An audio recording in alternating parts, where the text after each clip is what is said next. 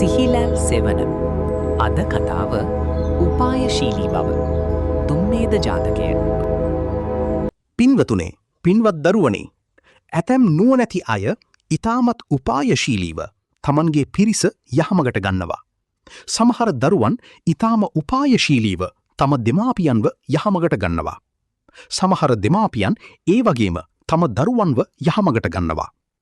ඇතැම් ස්වාමිවරුන් තම භාර්යාවන්ව ඊටම උපායශීලීව යහමගට ගන්නවා. බිරින්දෑවරුන් තම ස්වාමිවරුන්ව ඒ වගේම යහමගට ගන්නවා. මෙයත් එබඳු කතාවක්. ඒ දවස්වල භාග්‍යවතුන් වහන්සේ වැඩ සිටියේ සැවැත් නුවර ජේතවනයේ. එදා දම් සභාවට රැස් වූ භික්ෂූන් වහන්සේලා භාග්‍යවතුන් වහන්සේ ලොවට සලසන යහපත ගැන කතා කරමින් සිටියා. එතකොට භාග්‍යවතුන් වහන්සේ එතැන්ට වැඩමකොට වදාලා. භික්ෂූන් වහන්සේලා තමන් කතා කරමින් සිටිය කරුණ ගැන භාග්‍යවතුන් වහන්සේට කියා සිටියා. මහණනි, තථාගතයන් දැන් දසබල ඥාන, සිව් විශාරද ඥාන ආදී අසිරිමත් නුවණින් යුක්තවයි ලොවට සිත සලසන්නේ. එදා බෝසත් අවදියේ උපායශීලීව කටයුතු කිරීමෙන් බොහෝ මිනිසුන්ව අකුසල් මාර්ගයෙන් බේරාගත්තා. ඔවුන්ට යහපත සැලසුවා. ඒ යටගිය දවස වූ සිදුවීම ගැන කියා දෙන්ට කියා භික්ෂූන් වහන්සේලා ඉල්ලා සිටීමෙන් භාග්‍යවතුන් වහන්සේ මේ ජාතකය වදාලා. මහණෙනි, ගොඩාක් ඉස්සර කාලෙක බරණැස් නුවර බ්‍රහ්මදත්ත නමින් රජ කෙනෙක් රාජ්‍ය කළා. ඒ කාලේ මහා බෝධිසත්වයෝ බරණැස් රජ්ජුරුවන්ගේ අගමෙහිසියේගී කුසේ පිළිසිඳ ගත්තා. මව්කුසින් නික්මුණු කුමාරයාට බ්‍රහ්මදත්ත යන නම ලැබුණා. කුමාරයා තරුණ වයසට පත්වෙද්දී පිය රජ්ජුරුවෝ ඔහුට යුවරාජ පදවිය පිරිනැමුවා. ඒ දවස්වල බරණැස් නුවර මිනිස්සු දේවතාවුන්ට බලි පූජා පවත්වනවා.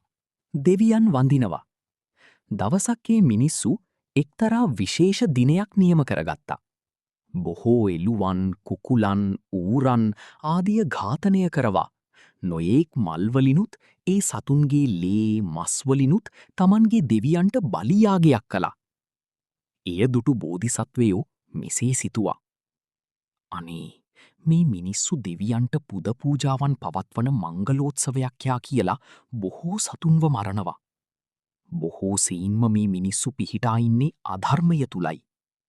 මට රාජ්‍ය ලැබුණු දවසට එක්කෙනෙකුටවත් පීඩාවක් නොකොට මොකක් හරි උපායකින් මේ බිහිසුණු දේව පූජා නවත්වනවා. මෙසේ සිතූ බෝධිසත්වයෝ බරණැස් නුවරින් නික්මෙද්දී අතුපතර විහිදී ගිය බොහෝ මුල් පහතට එල්ලා වැටුණු මහා නුගරුකක් දැක්කා. බොහෝ මිනිස්සු එතනට එනවා තමන්ට දූදරුවන් ලබා දෙන්ට, රැකියා ලබා දෙන්ට, දියුණුව සලසා දෙන්ට යනාදී වශයෙන් නොයෙක් ප්‍රාර්ථනා එහි සිටින රුක් දෙවියාගෙන් ඉල්ලා සිටියා. නොයෙකුත් ප්‍රාර්ථනා කරනවා. මගේ වැඩේටත් මේන්න හොඳ තැනක් කියලා බෝධිසත්වයෝ රථයෙන් බැස්සා. සුවන්ද මල් ආදිය ගෙනවිත් ඒ මහා වෘක්ෂයට පූජා කළා. මල් මාලා පැලැන්දුවා, පැන් වැඩුවා.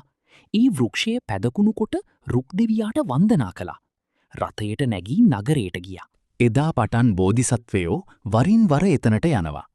දෙවියන්ට පූජාවන් පවත්වන ආකාරයෙන් ඊටමත් ගරුසරුව පුද පූජාවන් පවත්වනවා.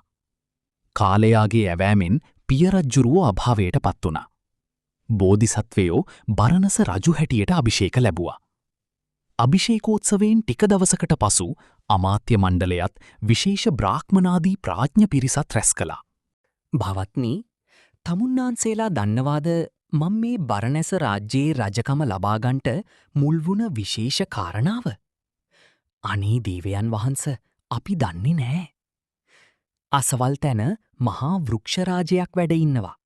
එතනට කවුරුත් ගිහින් පුද පූජා පවත්වා භාරහාර වෙනවා. මාත් වරින් වර එතනට ගොහින් විශේෂ පුද පූජාවන් පැවැත් වූ බව සමහර විට තමුන්නාන්සේලා දකින්ටත් ඇති. එහෙමයි දේවයන් වහන්ස, අපි දැක්කා. මං එතනදී ප්‍රාර්ථනාවක් කළා. යම් හේකින් මං රජකමට පත්වුනොත් ඒ වෘක්ෂයේ අධිගෘහිත දේවතාවුන් වහන්සේට මහා බිලි පූජාවක් කරන්නයා. ඒ නිසා මට රාජ්‍යත්වය ලබා දෙන්න පිහිට වෙන්න කියලා. ඉතින් දේවතාවුන් වහන්සේ මට පිහිට වුණා. දැන් මමයි බරණැස් රජ්ජුරුවෝ. එහෙමයි දේවයන් වහන්ස. ඔබ වහන්සේට ඒකාන්තයෙන්ම ඒ දේවතාවුන් වහන්සේගේ බැල්ම වැටිලා තියෙනවා. ඒකනේ, තමුන්නාන්සේලාටත් මේක තේරෙනවා. දෙවියන් එක්ක සෙල්ලම් බෑ. මං දෙවියන් උදෙසා මහා බිලිපූජාවක් කරන්ටයි බහර වුණේ. ප්‍රමාද නොවී ඒ බිලිපූජෝත්සවයට කටයුතු සම්පාධනය කරන්ට ඕන. එහෙමයි දේවයන් වහන්ස. එතකොට අපි කොයි විදිහටද ඒ බිලිපූජාව සූදානම් කරන්ට ඕන. මොනමොන සතුන්ද සූදානම් කරන්ට ඕන. සතුන්? නෑ, මේක සතුන් මරලා කරන පූජාවක් නොවෙයි. මේක මහා ශ්‍රේෂ්ඨ එකක්. මං දෙවියන්ට බාරවුණේ සත්තු මරන්ට නෙවී. මිනිස්සුන්ව මරන්ටයි. මනුෂ්‍ය බිලි දහසකින් පූජා කරන්ටයි. පස් පව් දස අකුසල් කරන මිනිසුන් දහසක් මරා උන්ගේ බඩබොකුවැල්ලී මහා වෘක්ෂය වටේ වෙලන්ටයි. ඔවුන්ගේ රුදිරීන්නේ වෘක්ෂය නාවන්ටයි මා බාරවුණේ. එතකොට හැමෝම වෙවුලා ගියා. ඇඟපත සීතල වෙලා ගියා. උගුරකට වියලී ගියා. ඔව්, දැන් මං මගේ භාරය තමුන්නාන්සීලාට හෙළිදරව් කළා. දැම්ම කල් නොයා මී 12 යොදුන් ප්‍රමාණී වූ මුළු බරණැස් නගරීම අඬබෙර හසුරුවන්ට ඕන කියලා පිටත් කළා. සියලු දෙනා බියේ ගැහි රාජාන පතුරුවන්ට අසව් අපගේ රජ්ජුරුවන් වහන්සේ යුවරාජ පදවිය භාරව සිටිද්දී අසවල් ලූක්ෂයේ වැඩ සිටිනා වූ දේවතාවුන් වහන්සේට මහා බිලි පූජාවක් කරන්නට භාරයක් වෙලා තිබෙනවා. අසව් ඒ බිලි පූජාවට ගන්න තිරිසන් සතුන් නොවේ. දහසක් මිනිසුන්වයි. ඒ දහසක් මිනිසුන් මරා උන්ගේ හුදමාංශය ඉපුටා ඒ වෘක්ෂයේ වටේ තියන්ටත් නියම වෙලා තියෙනවා. මේ තැන් පටන් ඒ බිලි පූජාවට සුදුසුකම් ඇති මිනිසුන් සොයාපල්ලා. යම් මිනිසෙක් සතුන් මරණවාද, සොරකම් කරනවාද, වැරදි කාම සේවනයේ යෙදෙනවාද, බොරු කියනවාද, මත් පැන් බොනවාද, අන්න ඒ තැනැත්තා බිලි පූජාවට සුදුසුයි. අද පටන් යමෙක් මේ වැරදි පහකලෝතින් ඔහුව අල්ලාදෙන්ට නුඹලා සියලු දෙනා බැන්දී සිටිනා බව දැනගනිල්ලා. එදා බෝධිසත්වයෝ ඇමති මණ්ඩලයට ඔය කරුණු පහදා මේ ගාථාවත් පැවසුවා. පස්පව් කරනා අනුවන බාලයන්ව රැස් කරලා, දහසක් නර බිලිදෙන මහා පූජාවක් සිදු කරලා, දෙවියන් හට බාරවුණා මගේ පැතුම මුල් කරලා, බොහෝ මිනිසුන් ඉන්නේ දස අකුසලයින් ඈත් වෙලා. එදා පටන් පස්පව් දස අකුසල් කරන එක මිනිසෙක් සොයාගන්ට බැරිව ගියා. කලක් ගතවෙද්දී රටවැසියා බොහෝ සුකිත මුදිත බවට පත් වුණා. එක පුද්ගලයෙකුටවත් හිංසා නොකට බෝධිසත්වයෝ ඉතාම උපායශීලීව තම රටවැසියාව යහමගට ගත්තා.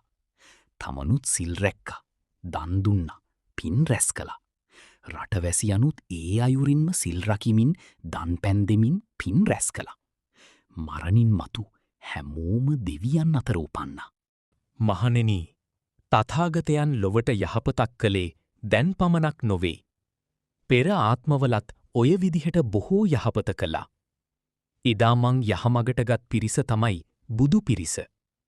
බරණැස් රජ්ජුරුවෝ වෙලා සිටියේ මං නොවෑ කියලා භාග්‍යවතුන් වහන්සේ මේ දුම්මේද ජාතකය වදාලා.